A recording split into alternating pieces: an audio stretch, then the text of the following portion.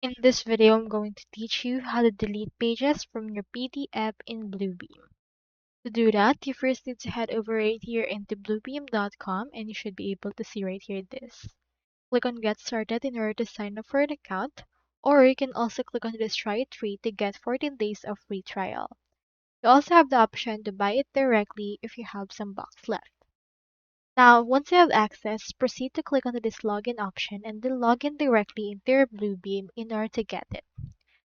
Now, once you have actually downloaded and installed the file, here is what it looks like. I have in here this page just open. I also have right here this page that has a lot of files. You can first head over to thumbnails and you can see all of the pages available. So what you can do, you can just select the page that you want to delete. I'll choose 2 until 5. So I have selected them by clicking on one page, holding shift, and clicking onto the last page. Once we're Once these were selected, right click on them, click on delete pages that appears, or you can also click on Ctrl Shift D.